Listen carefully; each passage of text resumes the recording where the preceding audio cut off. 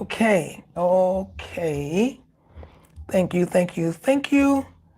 And we just sent out a notice, and hopefully some of you will be able to join. All right. So, what is it like being a parent? What is it like being a teacher? What is it like being a student? What is it like being a musician? What is it like being a quote CEO of a company? What is it like being a waiter? What is it like being a cashier? What is it like being a doctor, a pastor, a lawyer, construction worker, whomever? What is it like? Well, today we want to talk about what is it like being a caregiver. What is it like being a caregiver? Wow. What is it like being a caregiver? That's what we want to talk about today. And welcome, welcome, welcome to the ones of you that are just getting this short notice. Fix my mic here a little bit better. The ones of you that are just getting this short notice, welcome, welcome. We were intending to get it out earlier, and we weren't able to get the notice out earlier, but welcome, welcome, welcome. Okay. So what is it like being a caregiver? Wow, wow, wow, guys. We want you to be open today on this podcast. Come on in. I know you got some ideas. Type them in. Don't be shy. Remember, we say we're just going to be real here, and we are here just to help each other. All right. So we've been doing our last live was about we're talking about caregiving and caregiving for a dialysis loved one. You are a wife and you're caregiving for your spouse who is on dialysis. And so that's my main focus is focusing on folks that are on dialysis and their wives are taking care of them at home. Thank you for the ones of you that have been sharing again that you definitely need this information that has just been helping you. And there's been also caregivers that are even doing other things. So caregiving is a broad field. I mean, it goes a long way, okay?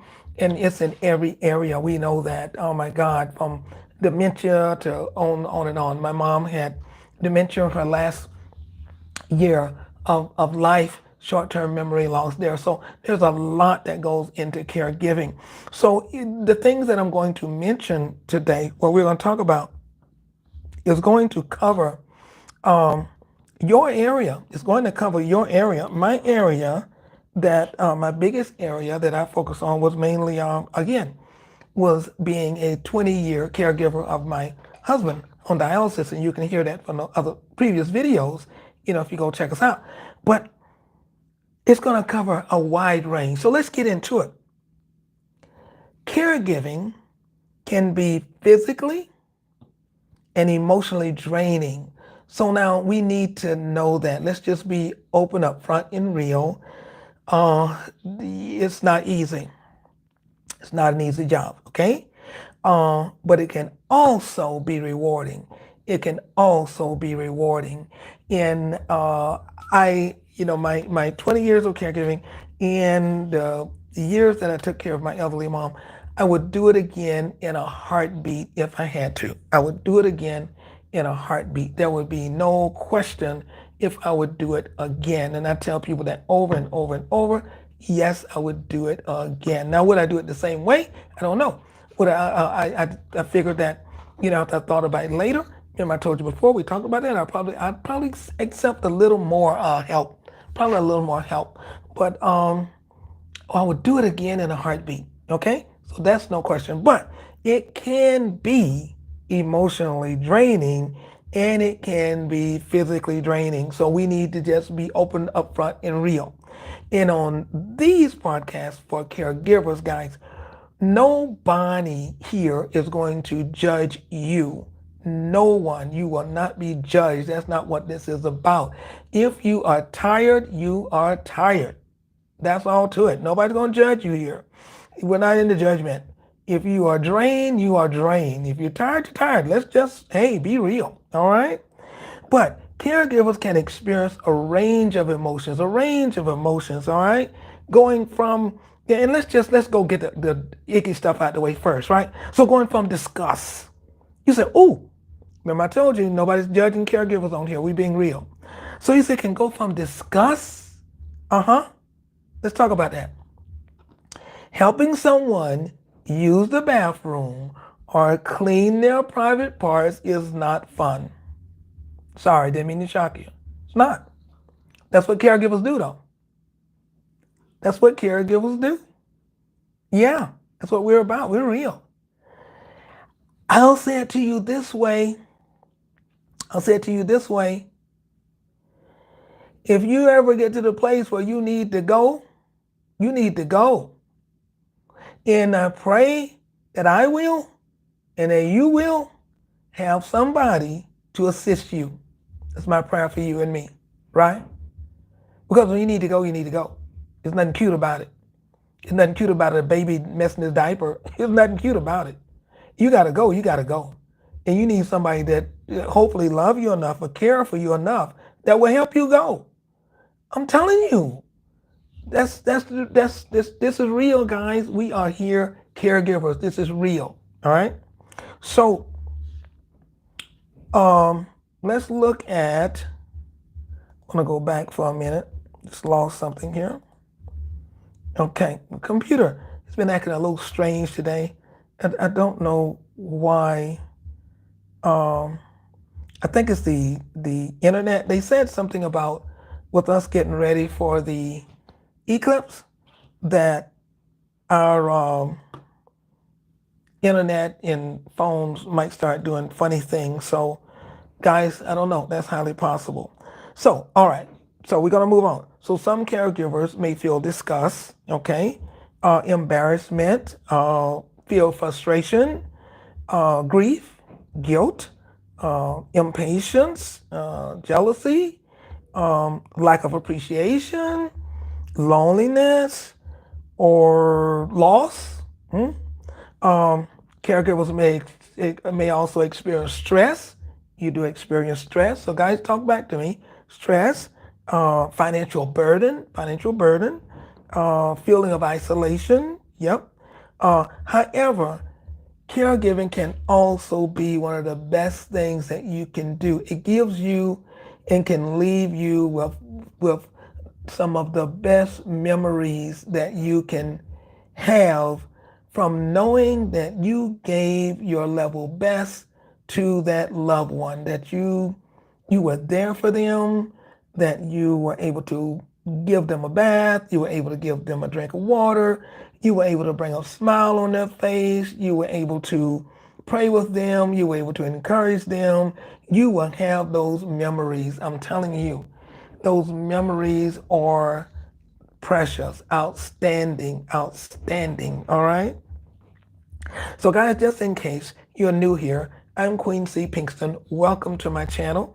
And this is where we will, I'm a YouTube content creator, and this is where we're gonna share content on tips on building up caregivers, building up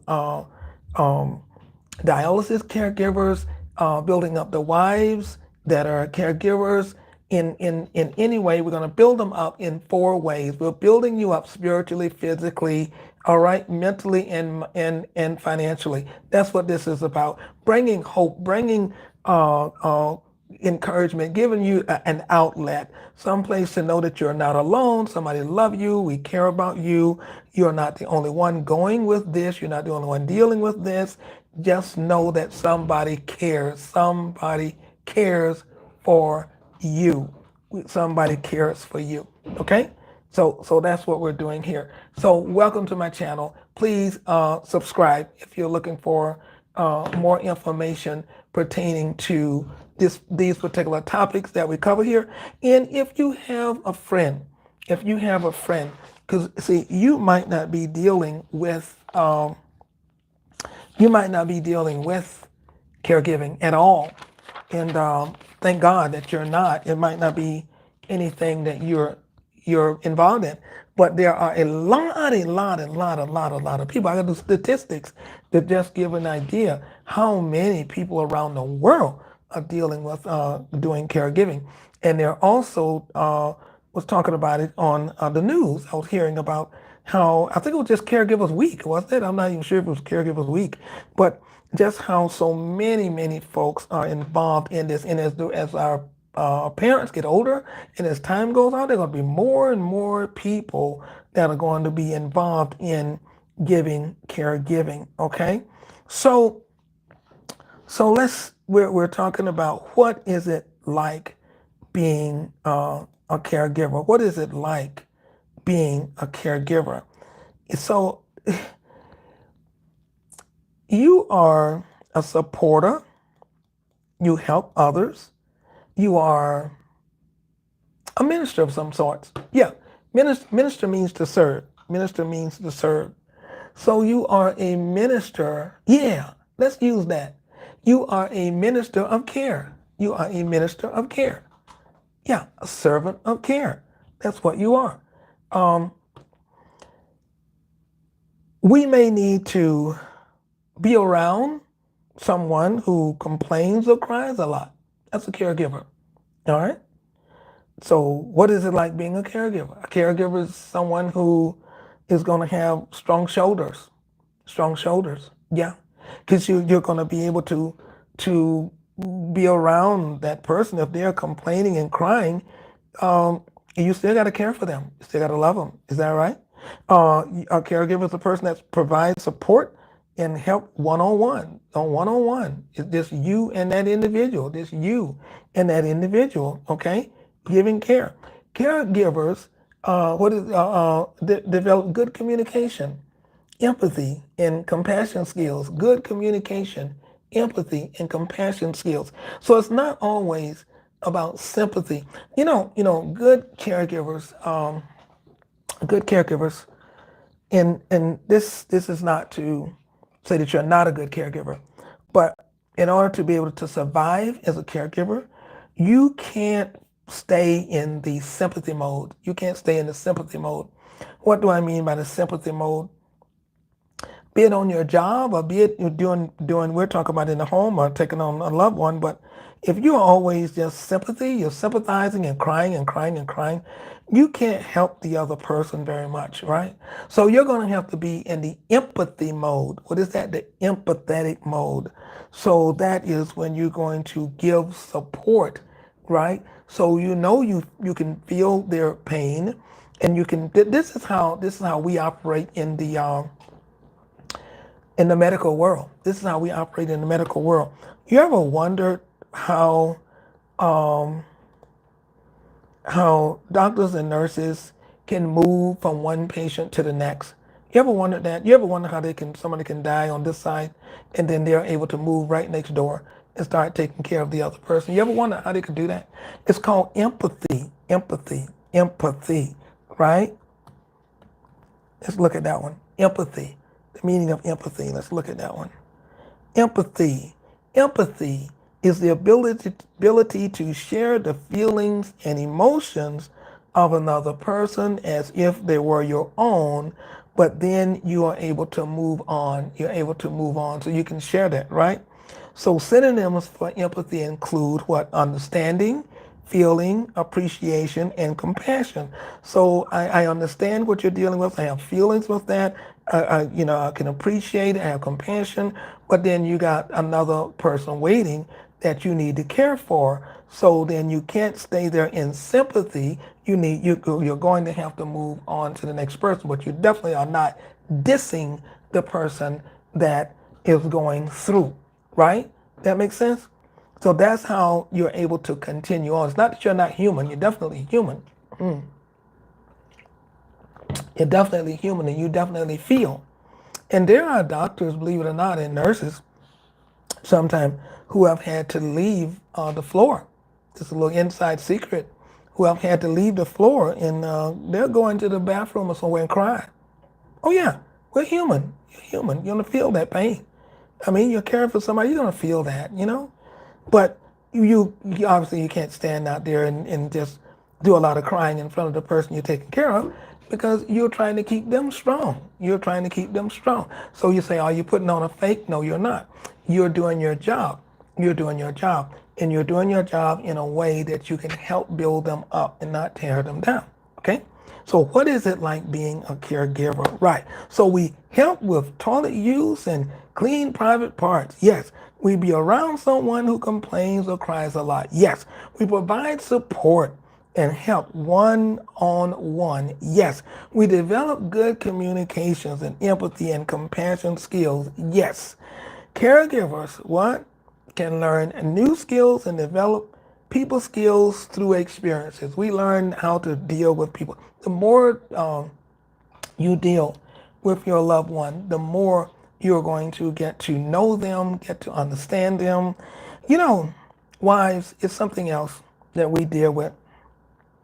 When our loved one is up and about, he's our, we would call it knight in shining armor, you know what I mean? And we're always at our best. We look our best. We dress our best. We're out to dinner. We're at the movies. Or we're at church. We're doing, we're at our best, right? And that's good. And that's good. But there is another side. There's another side of each of us that is only going to get known, unfortunately, when we're going through. Some of us are not the easiest people to care for. Sorry. Some of us don't, I don't like pain. We don't like meds. We don't like being dependent. And sometimes we can be rough. Sometimes we can be a little rough when we have to be cared for. Yeah, we don't like it. And so now as that caregiver, you have to learn that other side of that husband. You got to learn the other side. What is he like when he's sick? Right? I mean, really sick. I'm not talking about a cold, right? I'm not talking about just having a cold. We know how we baby them when they have a cold, right? We know. Wives, we already know, right? There's a little sense of humor. We know when they get a cold, we got to give them soup. We got to pamper them. We got to do this. They're the biggest babies. Yes, you guys are. You're the biggest babies with a sniffle. But we're talking about beyond a sniffle. We're talking about dealing with a chronic, long-term ailment. And dialysis is chronic, long-term. It can go, I'll share with you that ours was 20 years. It can go 1 year, 2 years, 5 years, 20 years. We've had people be all the way up to 35 years on dialysis. Yeah, it can be a long process, And you, as the wife, are you in for the long haul? Are you in for the long haul, right? So this is where we come in. This is where I come in sharing with you that you're not alone in it, right? Again, been there, done that. I'm here to help you. Yeah, here to bring you support. So that's why I need you to ask me questions, do whatever I can do to help you out. Yeah, you know what I'm saying? Because we got to help each other. We can feel isolation is a thing that is a challenge for being a caregiver. You say isolation? Yeah.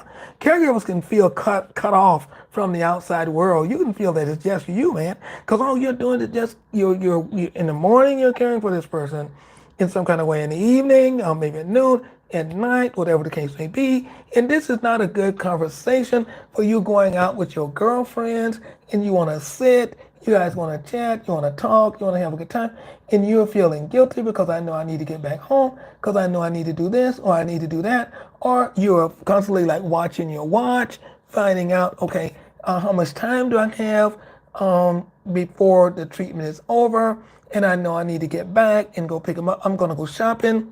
He's on for 4 hours, so I need to get this done, get that done, and get this done and come back up, right?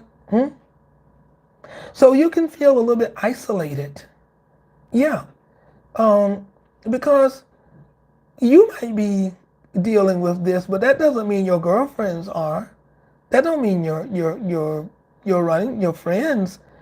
They could not be having anything to do with a sick companion. but you do. And you don't want them feeling sorry for you either. You know? Oh, her husband is sick. Oh, she's got to do. Oh, but no, nobody wants that either, right? So you can feel a little isolated. Yeah, you can feel a little isolated as a caregiver. You can also be stressed. You can be stressed. Taking care of a loved one and being responsible for their health can be very stressful. Like I said, it can kind of run your blood pressure up. You know what I mean? Before you know it, sharing with someone, they were telling me that not only are they caring for their loved one, but now they're starting to have some issues themselves. So what you think that'll do to you, right? I mean, here your husband got long term, and you're dealing with him.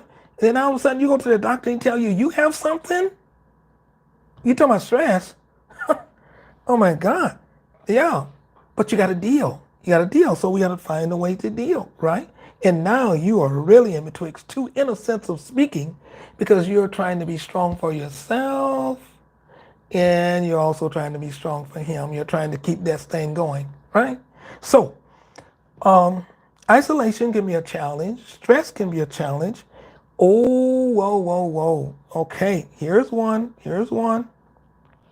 We also have to deal with, remember our stool? Well, I promised you I was going to get a board. Promised you I was going to get a board up, didn't I? And I forgot to get a board up, and I don't know if I still have my stool drawn.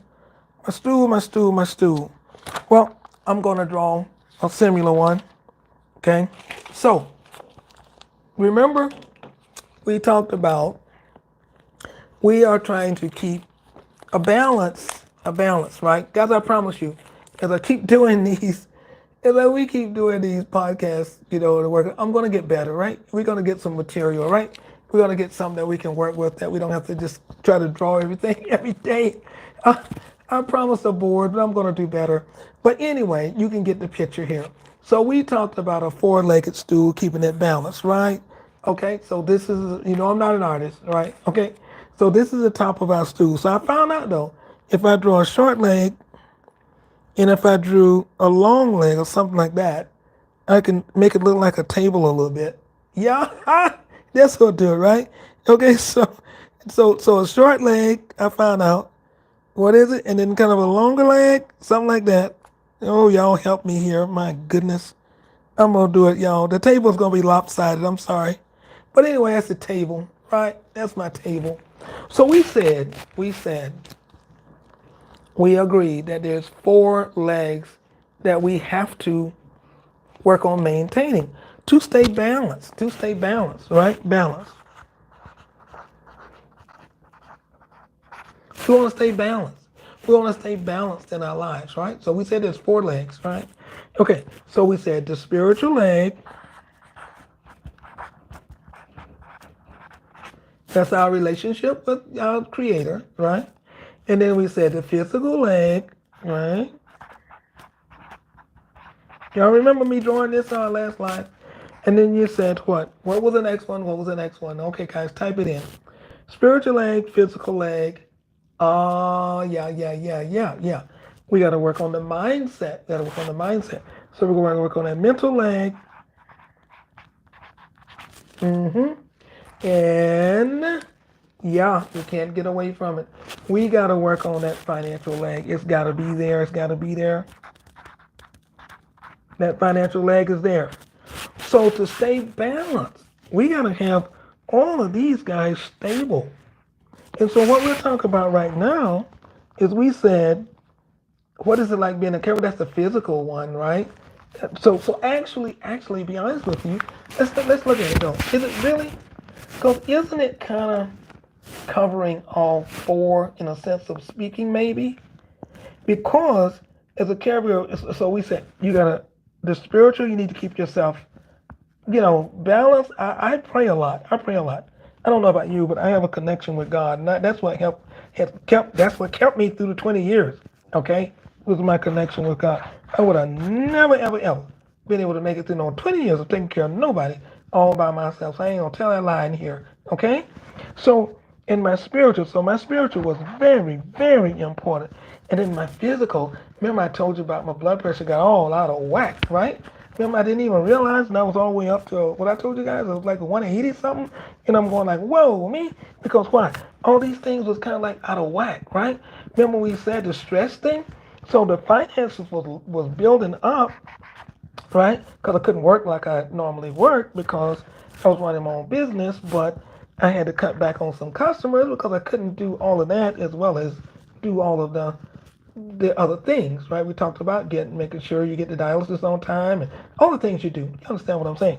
So the financial leg was getting shaky, and then my physical, because now I said my blood pressure shot up, so my physical leg was getting shaky, and then my mental leg, that's my mindset, because I'm getting stressed out, right? Because I'm trying to make, oh God, how am I make this work? And then I got to make this work, and then over here. So the only stable leg I really had was this one, which was my spiritual leg. That was the only stable leg that I had to keep me through it all. I'm telling you, that was it. So as a caregiver, you need a stable leg. Now that is not in the notes on that is I don't know if you Google or somebody will tell you that, but I'm telling you that from experience. You need I want all four of these guys stable because I don't want my stool tilting back and forth. But if my spiritual leg is not holding me up, because now I done got something with my body. And then some, my mind is driving me up a wall, not sleeping good at night, right? Pulling your hair out, you taking something to kind of, hopefully you're not going any type of substances, but you're trying to find, so I got to relax. You're drinking 2 gallons of coffee, and that's not helping. And then the bills you're going like, thank God. Okay, insurance. Do I have enough insurance to cover this? What is going on? What did we get? When they were telling us to get our insurance, did we get enough? Right? And then we get enough because we didn't expect to have no chronic ailment that was going to be going on and on and on. And so now, are you digging into the savings or what are we doing? You understand what I'm trying to say? Guys, I don't know about y'all, but hey, I'm real here. I'm just real here. This is how life is. This is what you deal with as a caregiver, okay? And I'm talking about a caregiver of your husband, of your spouse, of your loved one, not working on your job. When I go to work, the only leg I'm concerned about when I go to work, guys, as a dialysis technician, you know what I'm concerned about? My spiritual, definitely. Physical, to be able to get me there so I can get through my job. My mindset is going like, let me get this done and get my paycheck. You understand what I'm trying to say? That's where I am with that. But when it's now we're talking about you as a wife taking care of your loved one, it's a different ball game because you are not running around up to some job talking about you're going to get a paycheck coming in. You might have a job, but you understand what I'm trying to say. This is not your job you're getting paid for. Now, what they have done with this, though, you guys do know this, right? That let's see. I don't know if that's who is that? Is that Medicaid, Medicare? You know the one, and I'll pull so you can put the information in the description box if you're not aware of it. Depends on where you're listening to me from. But they do pay family members now for caring for their loved one. So I wanted to throw that in. That's critical. Now, when I was doing my 20 years, that was not there. They were talking about it, but it was not there. Now you probably say, "But do I really need to get paid to tell?" Well, let me say it this way: yes, yes, yes. It's nothing to do with your emotions. I hope I don't have this over my microphone. I can't tell. I didn't even realize I had that book over that microphone. I hope you still can hear me. Um, yeah, it is nothing to do with your emotions of saying, oh, I don't want to take in my, oh, what would be pride, Willie? Pride. I don't want. You need, receive the blessing, receive the help, and let it ease your mind, okay? Let it ease your mind of the stress, right? So you can sign up for it and you can get it. Use it to ease your mind as you're taking care of your loved one, okay? All right. So caregivers may also experience burnout. Did I do the financial burden? I finished that, I think. Caregivers should not overlook the financial burdens they feel. Yeah, so don't overlook that. Don't overlook that. That was the ending of that. So caregivers may also experience burnout. Now we talked about burnout in our live last week. So when we gave some points on that, So you might make sure that you go back and see that one. Okay. Just a little recap on that. It just says caregivers also experience burnout, which can lead to feelings of helplessness and hopelessness, negative emotions, physical fatigue, sleep deprivation, and sleep orders. So that's some of the things that burnout can do. So we don't want to focus on burnout, but we want to focus on how we can help you be better. So today, one of the things that I was able to do was go for a walk. And I went for a walk in the mall, a walk in the mall. And do you know, I see a lot of couples and caregivers walking in the mall. Now, if you're not able to walk in the mall, I understand. I even see some pushing others in a wheelchair. I see, just like you see, I see moms with the babies and strollers and dads, whatever. But you also see that loved one, that caregiver, pushing that loved one in the wheelchair. And what does that do? That gives them an opportunity to get out of the house, right? It gives them an opportunity to spend some time together, right? Other than just focusing on, I'm caring for you, I'm caring for you, I'm caring for you. No, we get to bring back some of the sweet memories, get to hold some conversations, get to see some things to talk about, right? Yeah, yeah. Like today, for example, you'll see it on a video that I will post later, where they had the animals out there, all kinds of animals, and it's spring break, and the kids were out, and everybody was looking at the various animals and enjoying and taking pictures of that. That's a great way to get your mind off of things, guys. That's a great way. I'm not going to put it over this my mic again. I don't know where, but I put it over here. That's a great way to work on the mental leg right there, right? You say mall walking, mall walking. Really? Yeah, mall walking. Just get out and get in the mall, walk. You ain't got to buy anything. You gotta do nothing. Just walk. If you can't walk, push that walker. Can't push that walker. Then somebody's pushing a wheelchair.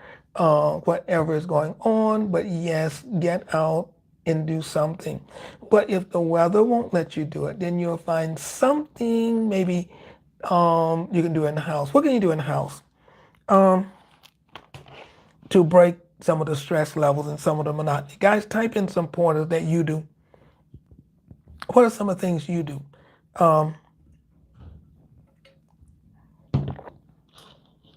Yeah, reading came to mind. Reading. Reading a book.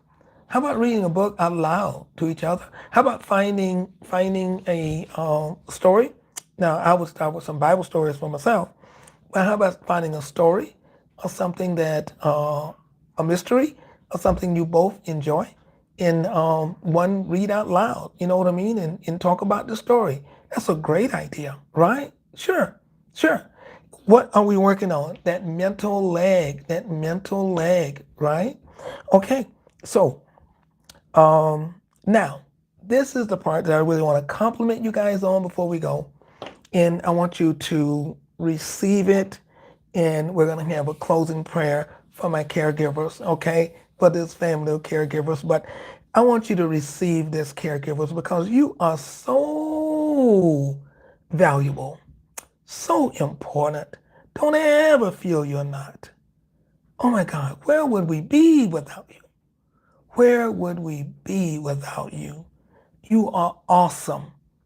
You are awesome, right? You are awesome people. You are outstanding people. You're God's angels. You are God's angels. Caregivers, yes, you are. Dialysis wives that are caring for their husbands, you're angels. Know you are. Know you're loved. Know you're blessed. I want to shout that right into the camera for you. All right. So, caregivers are patient. Caregivers are compassionate and dedicated to helping their loved one. You're patient and dedicated to helping your spouse. And you want to help them do what? Live a safe an independent life. I wanted to keep things as safe and independent and normal as I possibly could through those years. Tried my best. You want to, and you enjoy building the relationship with the people. You enjoy building that relationship. You know, my husband and I, you grow stronger. You grow stronger together when you're doing that. Because first of all, thank you, Lord, for giving me this thought. First of all, nobody wants to be that individual that is being cared for.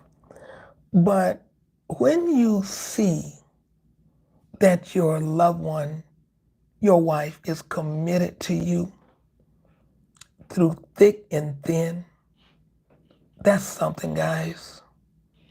When you see, because many guys, you would fear that she would maybe resent you, you know what I mean? Like you're not the man that you used to be, because now you need help.